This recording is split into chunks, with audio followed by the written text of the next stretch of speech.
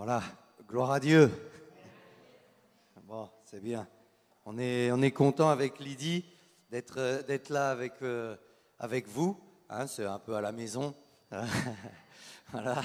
Et puis merci encore, je leur dis souvent, mais à Serge et Fabienne pour leur confiance. Voilà. Donc il fallait un titre. Vous savez, moi, des fois, les titres, faire les choses, c'est pas trop... Alors je cherche des titres qui pourraient correspondre, mais c'est un titre qui correspond très bien quand même. Hein. Mais voilà, c'est quelque chose que j'avais pu partager, alors un petit peu différemment, mais avec des détenus lors de nos cultes. Et puis je me disais que c'est quelque chose qui peut et qui doit nous toucher, nous travailler. Voilà, que le Seigneur vraiment me vienne en aide pour bien communiquer les choses. C'est quelque chose qui n'est pas toujours, comment dire, très populaire, mais c'est pas grave.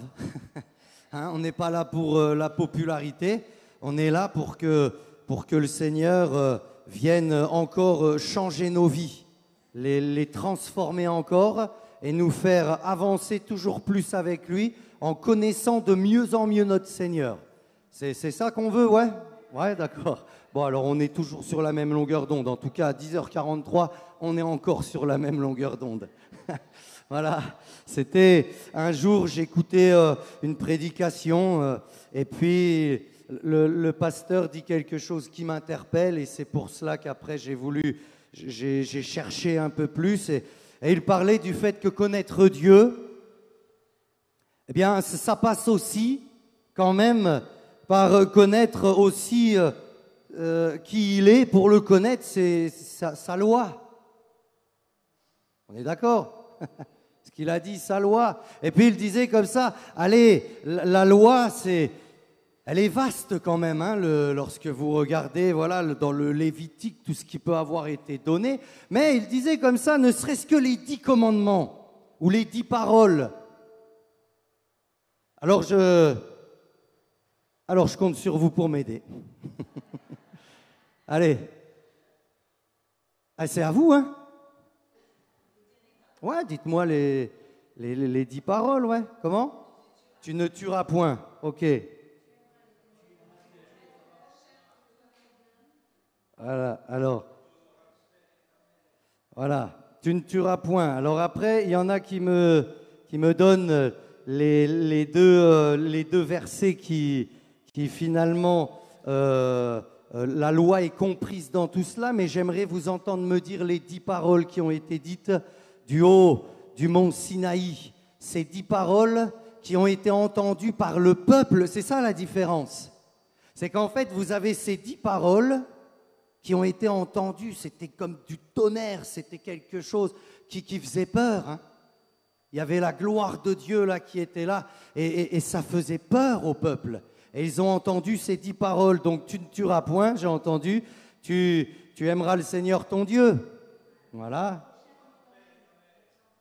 Alors ton prochain comme toi-même, c'est plus tard.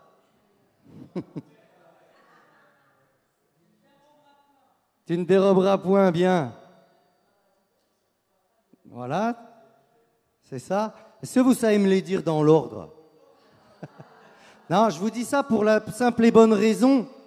Je vous le dis, c'est dans le sens, lorsque je l'ai fait avec les détenus chez les hommes, chez les femmes, pardon, parce que chez les hommes, ça a été différent. Il y en a qui voilà, savaient un peu certaines choses. Et chez les dames, mais chez la plupart des gens, c'est souvent comme ça. On va vous citer les 6 commandements qui sont... Alors, quand on l'oublie pas, celui-là, c'est tu honoreras ton père et ta mère.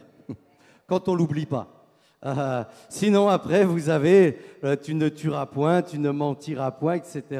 Et en fait, ce sont les 6 commandements qui concernent les hommes entre eux. Et puis après, avec ces chères dames, elles m'avaient cité les 6 et je leur dis les 4 autres, il en manque 4. Et là, ça devenait plus compliqué tout d'un coup. Vous savez, c'est quoi les 4 premiers? En fait, ce sont les 4 premiers. Hein. Les 4 premiers, ce sont ceux qui concernent Dieu et le rapport avec Dieu. Vous voyez? On se souvient souvent des 6 autres, mais on en oublie les 4 premiers. Alors chez les hommes, ça avait été différent le jour-là, parce que le premier commandement qu'on m'a dit, ça a été mais ça ne serait pas tu n'auras qu'un seul Dieu, tout ça. Alors là, ça a moins bien marché. Mais voilà, c'est pour dire, on se souvient de ces commandements entre les hommes, mais les 4 premiers concernent Dieu. Et le premier, c'est tu n'auras pas d'autre Dieu, je suis le seul Dieu, tu n'auras pas d'autre Dieu devant ma face. Le deuxième, il fait partie du premier en quelque sorte. Mais le deuxième, tu ne te feras pas d'image taillée. D'accord? Le troisième, tu arrêteras de dire tout le temps Dieu, Dieu, Dieu dans toutes tes paroles. Tu ne prendras pas le nom du Seigneur ton Dieu en vain. Hein? Je dis exprès parce que parfois, bon, vous en avez, ils ont Dieu dans toutes leurs paroles. Arrêtons, arrêtons. C'est ça, prendre le nom de Dieu en vain. C'est mettre Dieu à toutes les sauces. Et c'est pas bien. Vous voyez? Et le quatrième, tu te souviendras du jour du repos. Vous savez, c'est ce que ça veut dire en fait quand Dieu parle de cela. Il est en train de dire que ce sera un jour saint, mais ce sera en fait un jour à part parce que ce n'est pas tant une histoire de se reposer et de ne pas aller au boulot. C'est une histoire de s'arrêter et de se souvenir de notre Créateur, de penser à lui. Voilà, c'est pour lui. C'est ça que ça voulait dire ce jour du repos. Hein, voilà, ça y est, on les a un petit peu tous parcourus, ces 10 paroles, mais il y a plein d'autres choses dans la loi. Pourquoi je vous parle de ça ce matin? C'est parce que, en fait, et nous allons lire dans Matthieu au chapitre 5, versets 17 et 18, ce sont des choses que vous connaissez par cœur. On la connaît surtout, cette parole, dans la version seconde, mais voilà comment c'est écrit dans le Semeur. C'est la même chose, hein, c'est juste dit différemment. Ne vous imaginez pas, c'est Jésus qui parle, hein, que je sois venu pour abolir ce qui est écrit dans la loi ou les prophètes. Je ne suis pas venu pour abolir, pour dire c'est terminé, on oublie. Il est venu, il dit je suis venu pour accomplir toute la loi. Oui, vraiment, je vous l'assure, tant que le ciel et la terre resteront en place, ni la plus petite lettre de la loi, ni même un point sur un i n'en sera supprimé jusqu'à ce que tout se réalise. Vous avez vu comment le Seigneur, lui, regarde la loi? Voilà ce qu'il en dit. Il dit, elle ne passera pas.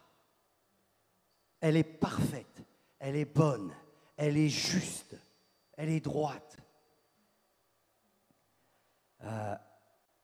C'est la pédagogie de Jésus. On va le voir juste après. Mais je vous explique aussi pourquoi ces choses m'avaient interpellé et je les partage avec vous. Je vais m'illustrer avec ce passage de la Bible. Vous connaissez Josias ? Josias, ça a été un roi qui est venu après, je crois même que son grand-père ou arrière-grand-père, c'était Manassé. C'est un peu celui qui a fait n'importe quoi et tout, tu vois. Et donc Josias, lui, la Bible nous dit que lui, il n'a pas voulu suivre la voie de son père. Des fois, quand on utilise le mot père dans la Bible, ça parle de l'ancêtre, hein, grand-père. Il dit, lui, il a voulu suivre tout ce que Dieu disait. À 8 ans, il devient roi, certainement il avait des tuteurs. Une chose est sûre, c'est que la Bible nous dit que lui, il ne va pas faire que chercher à plaire à Dieu et respecter ses commandements. Il va aller jusqu'à détruire tous les autels, tous les faux autels des faux dieux et tout. Ce que certains n'avaient pas fait et qui pourtant désiraient marcher dans les voies de Dieu. Mais lui, il va jusqu'au bout comme ça. Et puis, à un moment, il demande à ce qu'on collecte des choses dans le temple Et puis, en faisant un peu de ménage dans le temple, je vous le dis avec mes mots, vous relirez ça, c'est dans 2 Rois au chapitre 22, mais il y a le sacrificateur qui retombe sur la loi de Dieu. Et quand il tombe sur la loi de Dieu, il le fait passer au roi, Josias. Et là, la Bible nous dit que quand le roi Josias, il ouvre et il lit, vous savez ce qu'il fait? Il déchire ses vêtements et il dit, mais pourtant il cherchait à plaire à Dieu, mais il dit, Seigneur, on est pécheurs, mon peuple et moi, on est pécheurs. Et là, il s'humilie, il demande pardon à Dieu. Vous voyez l'effet que ça lui a fait, la loi? Et la Bible, après, elle dit comme ça, que Dieu va lui parler au travers du prophète, et Dieu va lui dire, parce que ton cœur a été touché, parce que tu t'es humilié devant l'Éternel en entendant ce que j'ai prononcé, parce que tu as déchiré tes vêtements et que tu as pleuré devant moi, moi aussi j'ai entendu, dit l'Éternel. Voyez, la prière de cet homme Josias, il était sûr qu'il était entendu. C'est Dieu lui-même qui lui fait dire. Pourquoi ? Parce qu'il s'est humilié devant Dieu, parce qu'il a reconnu. Et en fait, ils ont retrouvé ce que papa et papy et tout ça avaient mis de côté. Et lorsque je prêchais ces choses avec les détenus et que on a commencé à parler des 10 commandements, il y en a qui m'ont dit, mais ah ouais, je ne connaissais pas, je ne savais pas. Vous savez qu'on est dans une génération où tout est en train de se perdre. Et à cause de cela, eh bien, il nous faut savoir revenir, aller chercher, redécouvrir, comme Josias. Parce qu'il y en a plein qui peuvent parfois vivre n'importe comment. Et peut-être même dire le nom Jésus, mais vivre n'importe comment. Mais ce n'est pas ça que le Seigneur veut. Il veut que lorsqu'on invoque le nom du Seigneur, on s'éloigne de l'iniquité. Et pour s'éloigner de l'iniquité, il faut aussi savoir ce que c'est. Et pour savoir ce que c'est, il faut aller chercher. Et ça se trouve là dans la loi du Seigneur. Alors je ne suis pas venu pour vous parler comme un légaliste, et on va voir juste après. Mais je viens en vous montrant un peu la pédagogie de Jésus. Quand les pharisiens, ayant appris qu'il avait réduit au silence les Sadducéens, ils se rassemblent, tout ça, et puis il y en a un qui vient, alors il pose la question là pour éprouver Jésus. Et il lui dit, Maître, quel est le plus grand commandement de la loi? Et c'est là que les lecteurs assidus de la Bible ont pu me dire ce que Jésus va répondre. Et Jésus va dire, tu aimeras le Seigneur ton Dieu de tout ton cœur, de toute ton âme, de toute ta pensée. C'est le premier et le plus grand commandement. Et voici le second qui lui est semblable. Tu aimeras ton prochain comme toi-même. De ces 2 commandements dépendent toute la loi et les prophètes. Vous avez vu donc comment Jésus intervient, comment on lui parle là de la loi, il la connaît. Comme Jésus se mettait en chemin, un homme accourut et se jetant à genoux devant lui, lui dit, « Bon maître, que dois-je faire pour hériter la vie éternelle ?» Qu'est-ce que Jésus a fait? Qu'est-ce qu'il lui a dit? Alors il lui a dit, « Pourquoi tu m'appelles bon ?» Et puis juste après, qu'est-ce que Jésus a fait? Eh bien Jésus lui a dit, « Tu connais les commandements. Tu ne commettras point d'adultère, tu ne tueras point, tu ne déroberas point, tu ne diras point de faux témoignages, tu ne feras tort à personne, honore ton père et ta mère. » Vous avez vu les commandements que Jésus vient de lui citer? Ce sont ceux dont je vous ai parlé qui concernent les hommes. Parce que Jésus, dans sa pédagogie, va arriver d'une autre manière pour montrer à cet homme combien il a besoin de la grâce de Dieu. Parce que cet homme va dire, oui, j'ai observé tout ça dès ma jeunesse, mais Jésus va le regarder et va lui dire, alors écoute, va, vends tout ce que tu as, vends tous tes biens et puis après viens. Parce qu'en fait, Jésus là est en train de lui montrer que, mais le premier des commandements, oublié. Comprenez, cet homme, il avait un autre Dieu dans sa vie. Mais Jésus, dans sa pédagogie, se sert de cette loi. Un docteur de la loi se leva et dit à Jésus pour l'éprouver, Maître, que dois-je faire pour hériter la vie éternelle? Toujours la même question. Et Jésus lui dit, qu'est-il écrit dans la loi? Et puis il lui répond, tu aimeras le Seigneur ton Dieu de tout ton cœur, toute ton âme, toute ta force, toute ta pensée et ton prochain comme toi-même. Et là, Jésus va lui dire, tu as bien répondu. Fais cela et tu vivras. Vous savez ce que Jésus est en train de lui dire là? Il est en train de lui dire ce que cet homme n'a jamais cessé d'entendre tout au long de sa vie. Depuis bambin à l'école, comme ça. Chez les Juifs, on apprenait la loi. Et depuis bambin, il entend, fais cela et tu vivras. Puisque c'est ça que disait la loi. Fais cela et tu vivras. Et tout était cautionné par le fait de marcher comme la loi dit. Mais la Bible nous fait comprendre que personne, parce que nous sommes pécheurs, ne peut être juste devant la loi. Et Jésus lui dit, comme cela, fais cela et tu vivras. Et juste après, il nous est dit, mais lui, cet homme, voulant se justifier, il va aller demander maintenant, mais qui est mon prochain? Et Jésus va lui raconter l'histoire du bon Samaritain, vous connaissez. Mais la Bible nous dit que là, ce gars, il cherche à se justifier, au lieu de venir, de faire ce que la loi nous amène à faire, en fait. Et c'est pour cela que Jésus va l'utiliser souvent. Elle nous amène à quoi, la loi? La loi de Dieu, elle nous amène à connaître Dieu, mais à voir comment Dieu nous voit. Et finalement, pourquoi je vous ai dit que c'est quelque chose de pas très populaire? Et peut-être même que certains ont arrêté de m'écouter déjà. Mais c'est parce que ça nous blesse. C'est parce que la loi de Dieu, elle nous dérange. Elle nous dérange parce qu'elle est parfaite, parce qu'elle est juste et qu'elle me montre mais combien je suis pécheur et méchant à l'intérieur de mon cœur. Et que je ne pourrai jamais, avec mes forces, réussir à faire toutes les exigences de Dieu. Voyez? Et cet homme a voulu, lui, se justifier. La loi, elle est là pour nous amener à reconnaître combien Dieu est saint et combien nous sommes pécheurs et que si on se compare à la loi, nous sommes condamnés. Et Jésus a montré cela, parce que c'est nécessaire. C'est nécessaire pour comprendre pourquoi Jésus est venu mourir sur la croix. Il est venu parce qu'il nous aimait, mais s'arrêter là, ça ne nous explique pas le pourquoi il y avait besoin d'aller jusque-là. Il y avait besoin d'aller jusque-là.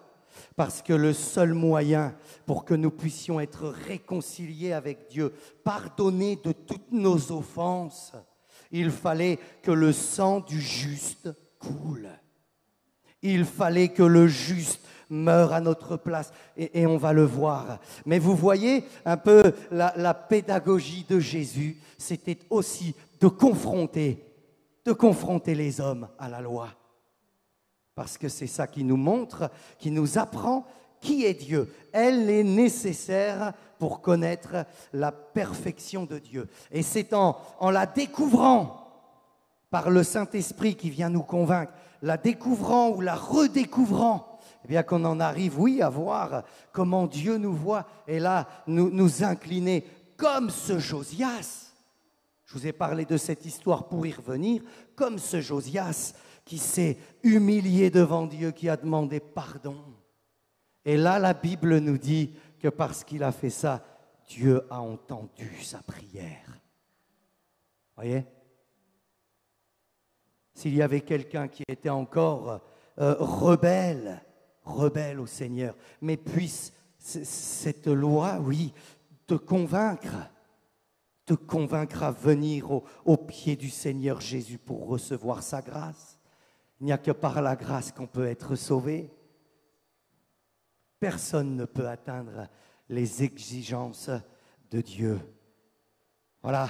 La loi, en fait, elle n'a pas été donnée pour nous sauver. Elle ne peut pas le faire. Vous voyez ? C'est l'auteur de l'Épître aux Hébreux qui dit « La loi, elle ne pouvait pas nous sauver. Elle n'amène pas à la perfection quelqu'un, la loi. Elle ne peut pas nous sauver. Elle ne fait que, finalement, nous amener, comme je vous ai dit, à reconnaître que nous avons besoin d'un sauveur. Et c'est la grâce de Dieu.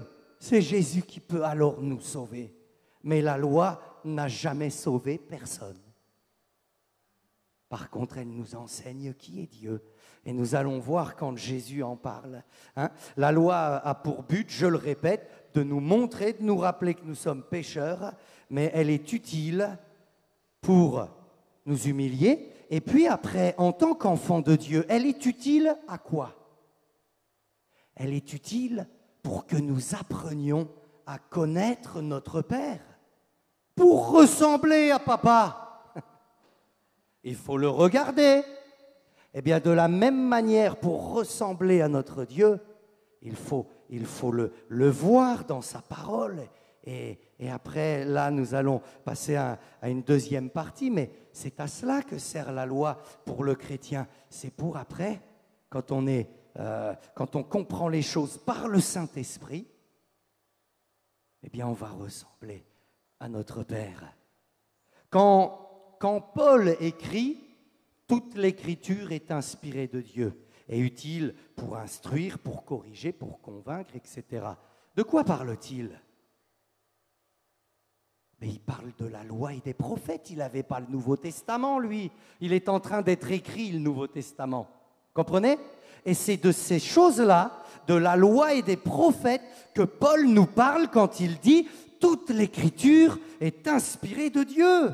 Est utile pour convaincre, pour corriger, pour nous enseigner. Vous voyez? Sauf que Paul, maintenant, au moment où il écrit ces choses à Timothée, en fait, ça y est, maintenant, il peut comprendre la loi d'une manière nouvelle.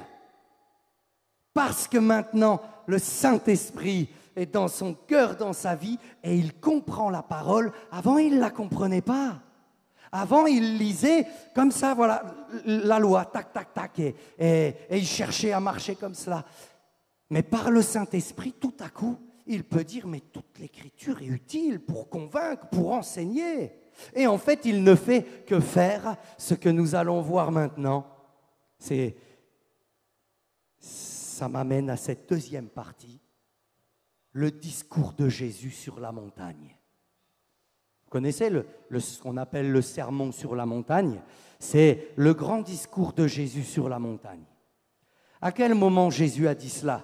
Comme ça, autour d'un petit café, d'un petit dîner, tout ça? Non. Vous savez à quel moment il l'a dit? Au début de son ministère.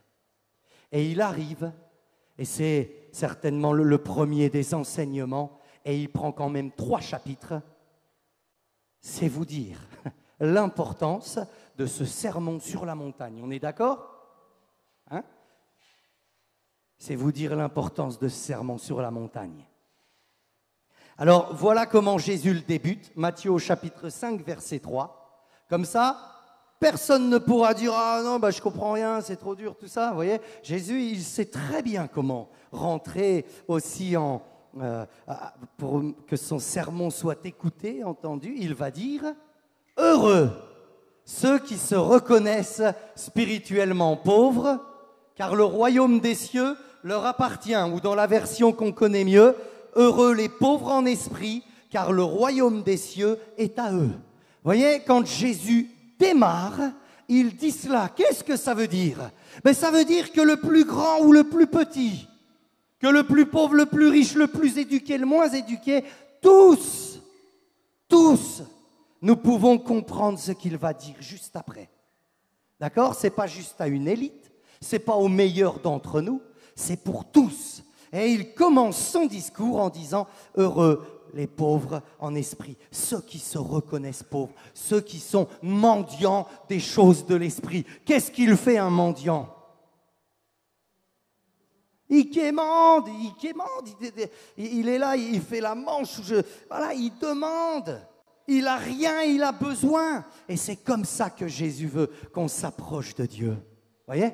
Et c'est pour ça qu'il dit heureux ceux qui se reconnaissent pauvres, les pauvres en esprit, parce que le royaume des cieux est à eux. Et juste après, il va expliquer les choses. Il nous parle de la loi de Dieu en nous rappelant premièrement ce que nous avons lu tout à l'heure. Ne vous imaginez pas que je sois venu pour abolir ce qui est écrit. Et nous avons vu, il dit comme ça, tant que le ciel et la terre ne passeront pas, tant qu'ils ne seront pas passés, rien ne bougera de la loi. Elle est éternelle, elle est bonne. Et juste après, il va dire comme ça, je le dis avec mes mots, mais il n'y a pas intérêt à ce qu'il y en ait un qui ôte quelque chose de la loi. Il n'y a pas intérêt à ce qu'il y en ait un qui rajoute quelque chose de la loi. Voyez ? Et juste après, Jésus va nous donner ce discours merveilleux, ce discours sur la montagne. Pendant longtemps, je me disais que c'était comme une nouvelle loi de Jésus. Mais la réalité, frères et sœurs, c'est que Jésus vient de dire juste avant, au moment où il parle de la loi, il dit « Celui qui ajoutera quelque chose sera réprimandé. » Croyez qu'il va ajouter quelque chose, Jésus ? Il n'ajoute rien à la loi. Vous savez ce qu'il est venu faire sur la montagne, là ? Il est venu, en fait, nous expliquer la loi.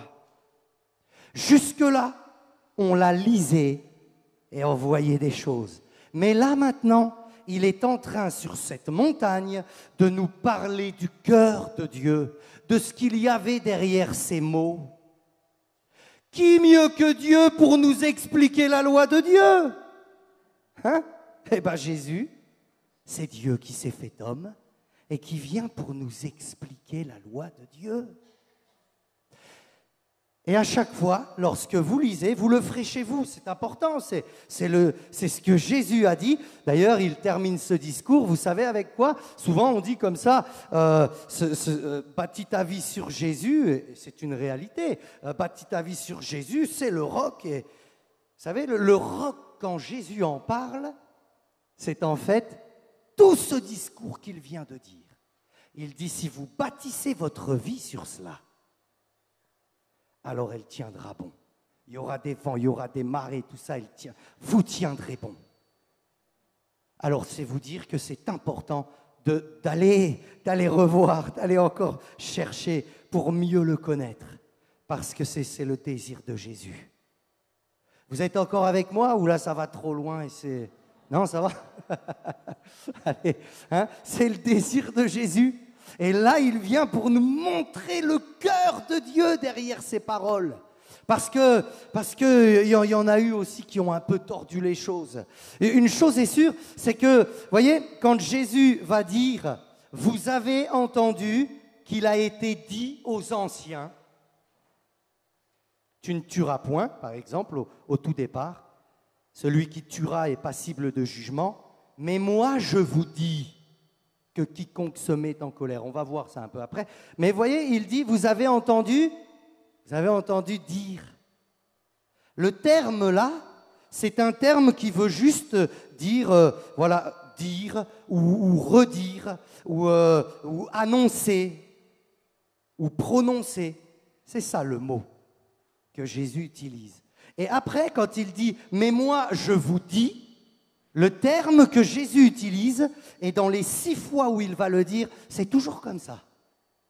Il utilise toujours le mot « vous avez entendu dire », le mot « prononcer », le mot de redire, et lui il dit « mais moi, je vous dis ». Et le mot qu'il utilise à ce moment-là, c'est un mot qui veut dire affirmer ou maintenir, soutenir, enseigner. En d'autres termes, ça veut dire que Jésus est en train de dire Voilà ce que vous avez entendu là. Eh bien maintenant, je viens vous l'expliquer. Je viens vous expliquer que du haut du mont Sinaï, ce que vos ancêtres ont entendu, qui leur a fait peur, cette voix puissante, ce Seigneur merveilleux qui était là dans cette nuée où il y avait du tonnerre, tout ça, pendant qu'il disait ces paroles-là, il y avait ce cœur déjà qui était là. Le cœur de Dieu, c'était déjà ce que Jésus va nous annoncer maintenant. Sauf que les hommes ne le saisissaient pas. Et Jésus n'a rien rajouté à la loi. Il n'a fait que nous l'expliquer. Et il va aller nous expliquer avec ce premier point. Vous avez entendu, tu ne tueras pas. C'est pas beau de tuer. Et la plupart ici vont me dire, j'ai jamais tué. Mais Jésus, il dit, mais moi, je vous explique quelque chose. C'est que derrière, dans le cœur de Dieu, au moment où il a dit cela, il était en train de dire que si tu dis à ton frère, tu es un insensé, ou tout ça, si tu l'humilies, en fait, avec tes mots, tu es en train de le tuer déjà. Et ça, le Seigneur, il ne veut pas.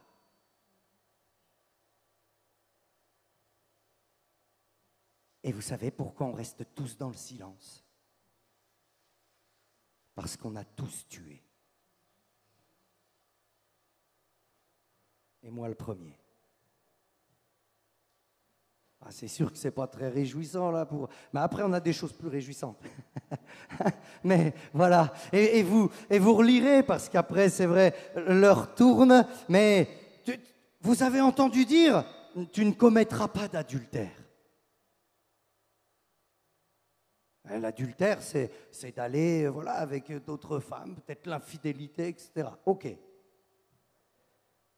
Mais moi, je vous dis, moi, je vous explique que dans le cœur du Père, voilà ce que ça veut dire.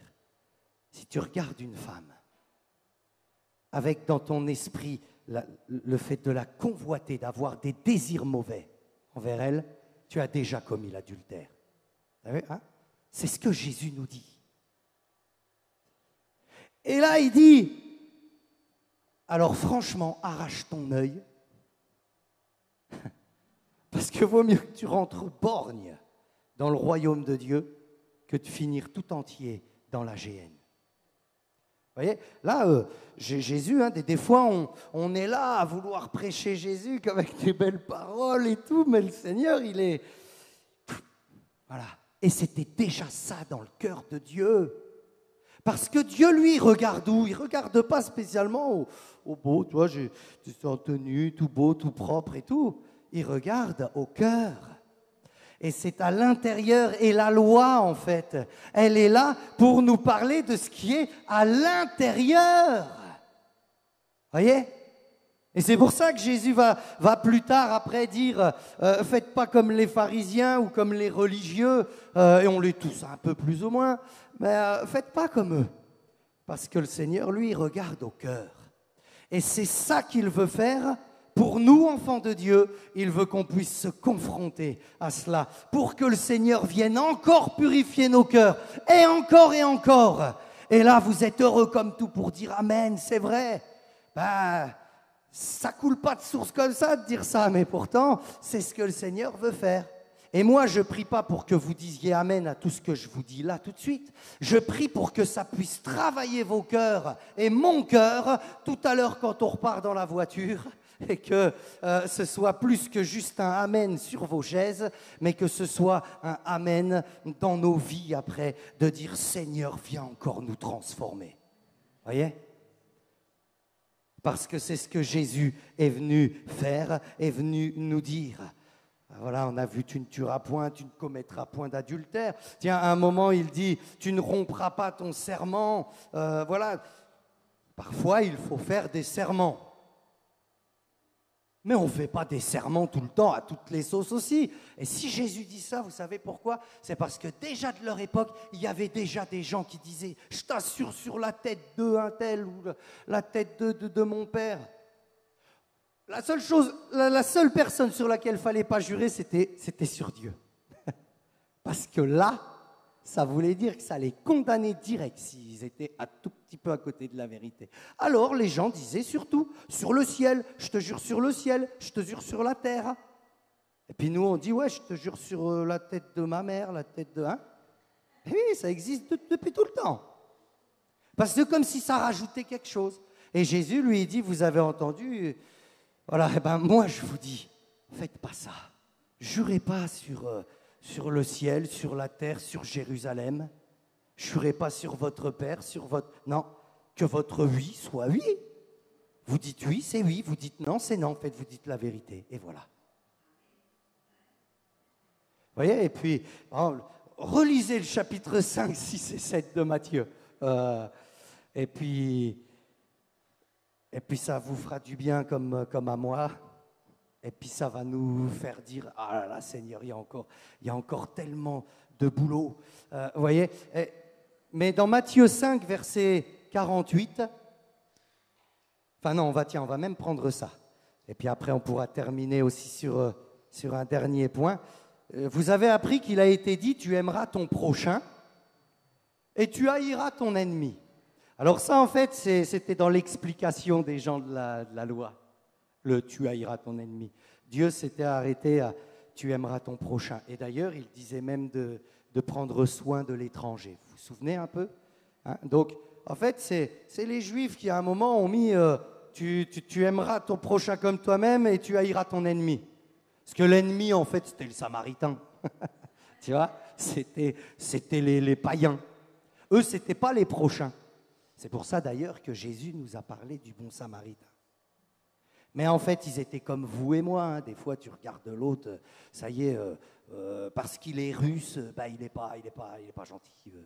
Tu vois, des choses comme ça, parce qu'on a des mentalités ou parce que des choses sur la terre sont en train de se passer. Tout d'un coup, on met tout le monde dans le même panier, etc. Ça reste mon prochain.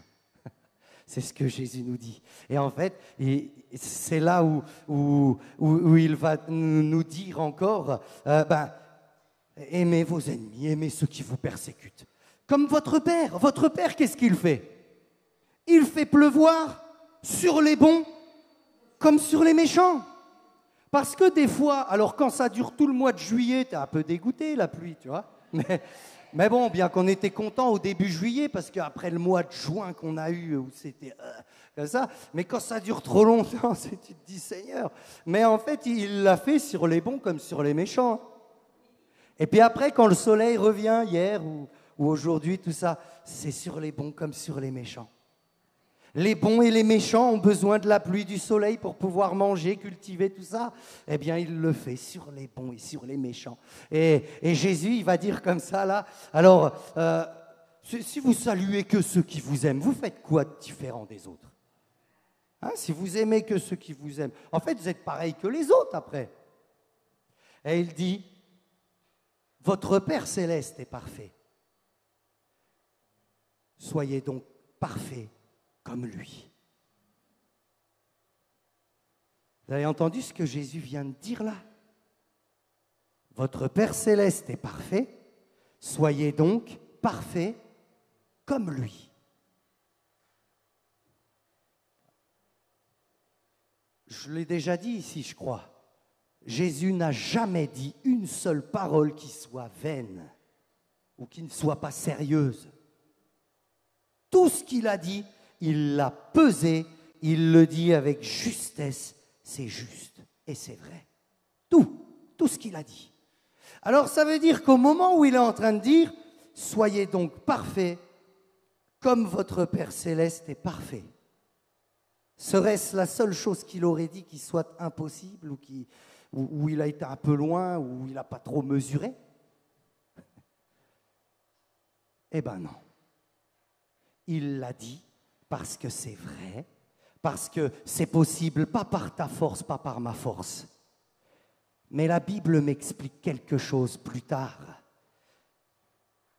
Elle nous explique en hébreu. D'ailleurs, juste avant de venir à Hébreu, en fait, je vais vous dire pourquoi est-ce qu'on n'aime pas trop entendre ça? Soyez parfaits comme votre Père. Vous savez, c'est parce qu'on est là à se convaincre qu'il va falloir que tout le monde voit qu'on est parfait. Mais en vrai, déjà, ce que Dieu veut, c'est pas que tout le monde voit qu'on est parfait. Il veut voir qu'à l'intérieur, il y a quelque chose. D'accord? C'est ça que Dieu regarde. Puis après, quand à l'intérieur c'est réglé, l'extérieur, il agit en fonction de ce qu'il y a à l'intérieur. Donc en fait, quand le Seigneur est en train de parler de ça, il est en train de parler à l'intérieur. Là, soyez parfaits.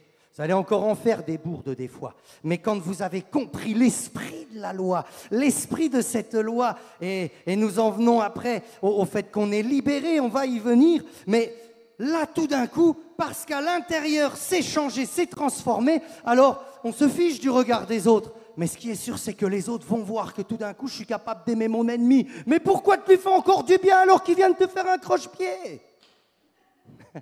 Parce qu'à l'intérieur, il y a un truc qui a changé. Tu vois? Et là, ça se voit. Mais ne faites pas pour être vu. C'est ce que Jésus va dire. Vous voyez?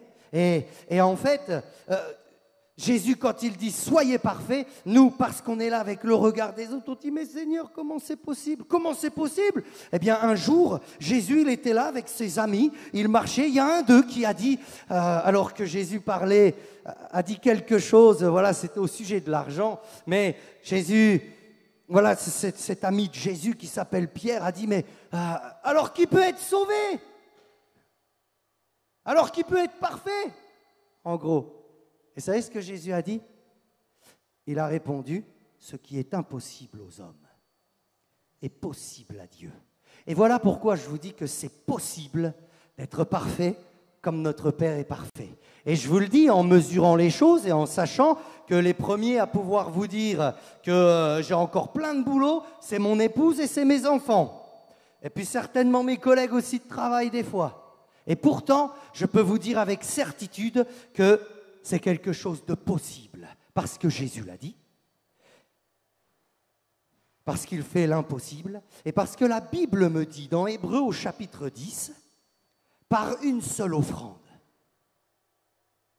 l'offrande de sa vie, l'offrande du juste, l'offrande du saint, l'offrande de ce Dieu qui est venu sur cette montagne pour nous expliquer la loi. L'offrande de Jésus. Par cette offrande, par cette seule offrande, il a amené à la perfection pour toujours ceux qui sont sanctifiés, ceux qui sont purifiés par lui. Oh, ça vous met pas dans la joie, ça? C'est vous, frères et sœurs. C'est vous et moi. C'est écrit comme ça que par une seule offrande, il nous a amenés à la perfection pour toujours. Ok? C'est fait. C'est fait. Et c'est fait pas parce que je suis le meilleur, pas parce que vous êtes les meilleurs. Et vous allez encore vous casser la figure des fois, et moi avec. Mais béni soit le Seigneur dans le ciel, dans ce que le Seigneur regarde là aussi à notre cœur. Parce que je viens et que lorsque je pêche, je sais encore venir au pied du Seigneur pour lui dire « Pardonne-moi Jésus ». J'ai encore fait des fautes. Mais qu'est-ce que le Seigneur voit? Il voit que lui a payé, lui a accompli parfaitement la loi pour que le Seigneur puisse nous regarder au travers de lui et nous voir parfaits. Il ne faut pas sortir d'ici en se la jouant, je suis parfait. Parce que tous ceux qui vous entendront, ils diront « Mon œil, regarde-toi ». Ils ne peuvent pas voir, mais lui, il voit. Lui, il voit. Et il voit que Jésus a amené à la perfection comme un cortège. Il a pris les pauvres pécheurs que nous sommes et il les a amenés à la perfection. Alléluia!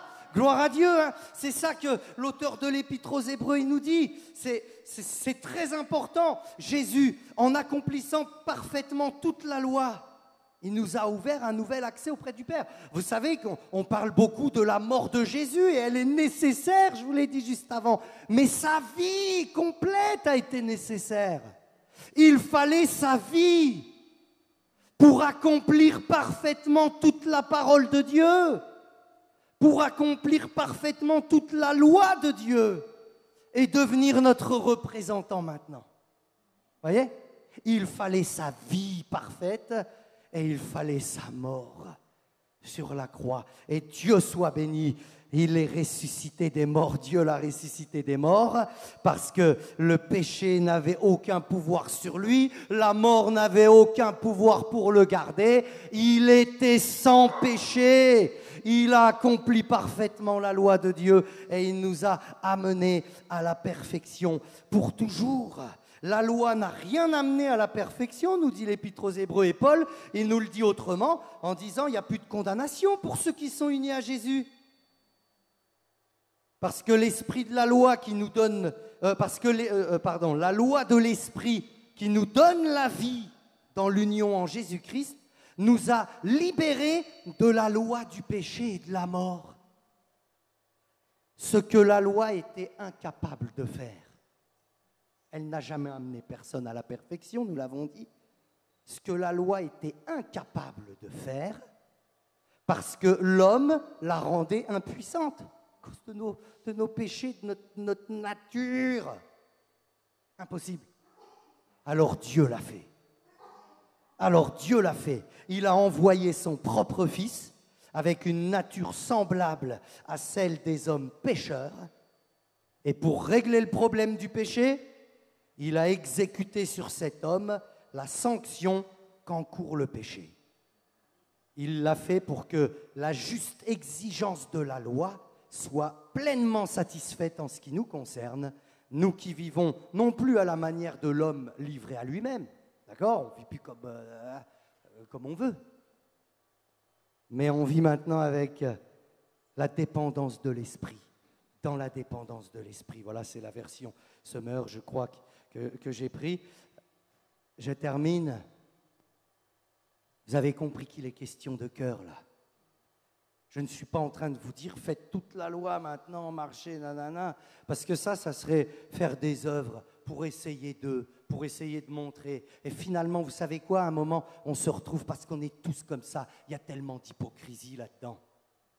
On en finira toujours par pas le faire pour Dieu, mais le faire pour que l'autre me voie. On fait toujours ça. On en arrive toujours à là. Alors le Seigneur, il dit, mais ça ne va pas te sauver. Par contre, viens et que ton cœur soit purifié, lavé là dans le sang de l'agneau.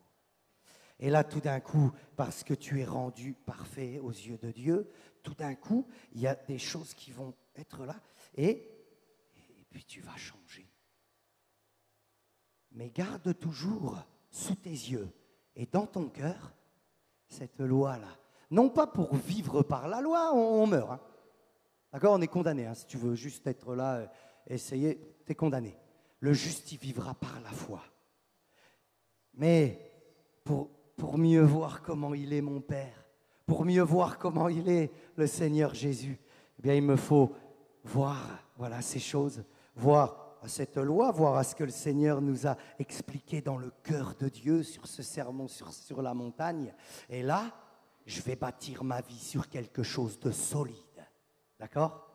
Parce que je ne veux pas juste dire « Ah, je suis sauvé in extremis parce que j'ai mis ma foi en Jésus ». Je veux que maintenant, ma foi en Jésus, elle crée du fruit pour la gloire de Dieu. Et c'est ça qu'on veut. Que ça crée du fruit pour la gloire de Dieu. Et je ne vais pas être sauvé par mes œuvres, mais mes œuvres, à un moment, vont montrer ce qui s'est passé à l'intérieur. Vous vous souvenez du monsieur qui nous parle de ça dans les évangiles, enfin, après les évangiles? C'est Jacques qui nous dit comme ça, bah, moi, écoute, si tu veux, je te montre ma foi par les œuvres. C'est pas qu'il est il est juste en train de dire, mais ma vie a été transformée à l'intérieur, rendue parfaite, et de ce fait, bah, ma vie change. Voyez? Vous comprenez la différence, frères et sœurs? Et c'est d'ailleurs Jacques qui nous dit, si quelqu'un écoute la parole, comme Jésus l'a dit, et ne la met pas en pratique, ben, il est semblable à un homme qui regarde dans un miroir son visage naturel et qui, après s'être regardé, s'en va et oublie aussitôt comment il était. Alors là, quand ça t'arrive, c'est que tu as un sérieux problème. Voyez? Et Jacques, il dit, bah, quand ça t'arrive là, comme ça, spirituellement, c'est que tu as un sérieux problème. Moi, il y a des fois, vous savez, parfois, je laisse tout pousser. Là, j'ai pas le temps de raser ou quoi. Et puis un jour je rase et parfois ça m'arrive d'oublier que j'ai rasé. Et quand tout d'un coup je passe devant le miroir, ça me fait bizarre, tu sais. Voilà. Mais ça ne veut pas dire que j'ai un problème, hein, d'accord. Mais voilà. En tout cas, là, Jacques, il nous dit, si tu fais ça, ben, tu n'as rien compris. Mais il nous dit, mais celui qui aura plongé les regards dans la loi parfaite, il ne s'agit pas juste d'aller lire, mais de pouvoir après comprendre par l'esprit. D'accord ? Hein, vous m'avez bien saisi ce matin, c'est ça que Jésus est venu faire. Comprendre maintenant par l'esprit. C'est ça qui s'est passé avec Paul. Avant, il persécutait les chrétiens parce qu'il mettait en pratique la loi, mais il n'avait rien compris. Et là maintenant, éclairé par le Saint-Esprit, il est même devenu chrétien lui aussi. Vous voyez, en fait, et sans avoir peut-être même, je ne sais pas s'il a entendu le discours sur la montagne de Jésus. Je ne sais pas. Mais ce que je sais, c'est que dans ce qu'il écrit dans ses lettres, il reprend des choses de la loi. Arrêtez maintenant de mentir. Arrêtez maintenant de voler. Dites pas voyez, parce que quelque chose s'est passé avec cette loi qu'il connaissait par cœur. Tout d'un coup, il la connaît du cœur. Comprenez ? Et tout à coup, ça transforme le bonhomme. Et ça fait de lui cet apôtre, parce que maintenant, il a plongé les regards dans la loi parfaite, la loi de la liberté. Et celui qui aura persévéré, n'étant pas un auditeur oublieux, mais se mettant à l'œuvre, celui-là sera heureux dans son activité. Vous vous souvenez, c'est comme ça que Jésus il a commencé. Heureux. Heureux si je suis de celui qui se reconnaît comme spirituellement pauvre et qui court vers Jésus pour en connaître davantage. Voilà, que le Seigneur vous bénisse, frères et sœurs. Que le Seigneur vous bénisse, il va le faire, il va vous y aider. Ce qui vous est impossible, ce qui m'est impossible est possible à Dieu. Alléluia. Et rappelez-vous toujours, il nous a amenés à la perfection maintenant. Là-haut, c'est comme ça que le Seigneur nous voit. Alors maintenant, laissons-le transformer nos cœurs, nos vies. Faisons quelque chose quand même que l'Écriture nous dit. Et je termine avec ça. L'Écriture, elle dit à un endroit, je ne saurais même plus vous dire trop où, je crois que c'est Pierre qui dit cela, il dit « Faites tous vos efforts ». D'accord ? Il ne faut pas croire non plus que « Ok, super, le Seigneur, il fait tout ». Faites tous vos efforts. Mais jamais c'est écrit « Faites des efforts surhumains ». Faites des trucs impossibles. C'est écrit « Faites tous vos efforts ». Et lui, le Seigneur, il va faire ce que tu n'arrives pas à faire, ce que tu ne peux pas faire. Il va faire l'impossible. Seigneur Jésus, je veux te bénir pour ta parole, Seigneur, qui éclaire nos vies, qui éclaire nos cœurs. Ta parole qui est là pour nous transformer encore. Je veux te remercier, Seigneur, oui, parce que si on se compare à la loi, on est condamné. Mais tu as donné ta vie, Seigneur Jésus, pour que nous puissions être pardonnés, purifiés de tout péché. Non seulement ce qu'on avait fait, mais encore ceux qui seraient susceptibles d'être faits, ceux qui seront faits. Oh Seigneur, tu as pardonné et tu nous as amenés à la perfection. Seigneur, que ça puisse vraiment finir par se voir parce que nos vies seront transformées. Maintenant, on comprend mieux de quelle perfection tu parles quand tu dis qu'il nous faut tendre à la perfection. Et on veut le faire. Seigneur, que personne ne se prive de tendre à la perfection ce matin parce que c'est possible par ta grâce. C'est quelque chose qui t'est possible, Seigneur. Alors je ferai tous mes efforts. Vous voulez le dire avec moi? Je vais faire tous mes efforts, Seigneur. Hein? Alléluia. Merci Jésus pour ce que tu vas faire pour ton peuple, avec ton peuple. Oh, que ton nom soit béni, Jésus. On veut te dire qu'on t'aime. Tu es merveilleux, Seigneur. Alléluia. Merci pour votre attention, frères et sœurs.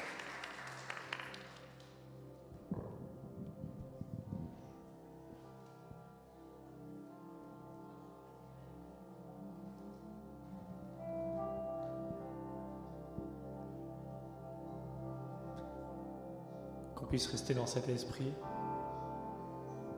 et qu'on prenne ce chant. Je reviens au cœur de la louange.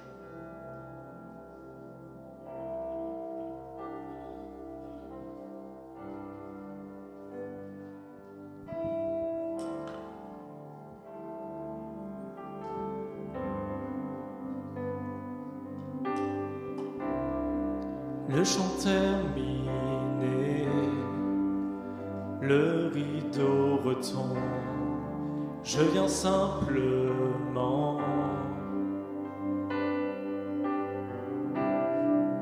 porter mon offrande, car j'ai le désir de réjouir ton cœur. J'apporte plus qu'un beau chant, chanter ne suffit pas pour répondre à ton appel. Les apparences sont trompeuses, tu vois bien au-delà, ô Dieu, du son de mon cœur. Reviens au cœur de la louange, tout est centré sur toi, centré sur toi, Jésus. Oui, je renonce à tous mes faux semblants, pour tout centrer sur toi, centré sur toi, Jésus.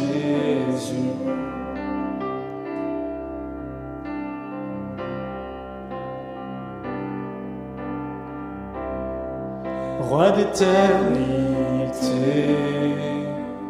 qui peut exprimer ce dont tu es dit?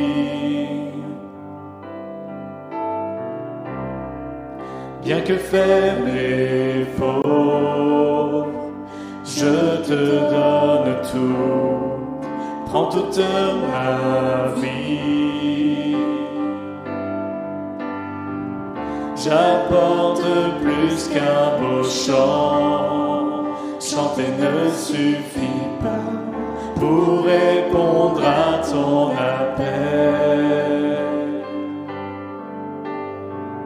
Les apparences sont trompeuses, tu vois bien au-delà, ô Dieu, du son de mon cœur. Je reviens au cœur de la louange, tout est centré sur toi, centré sur toi, Jésus. Oui, je renonce à tous mes faux semblants, pour tout centrer sur toi, centré sur toi, Jésus.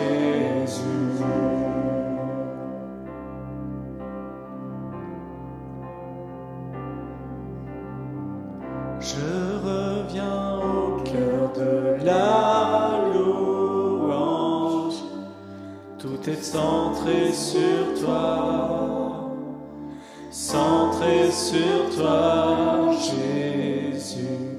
Oui, je renonce à tous mes faux semblants, pour tout centrer sur toi, centré sur toi, Jésus. Qu'on puisse élever la voix encore pour Jésus. Qu'on puisse recentrer vraiment notre cœur en lui, Seigneur.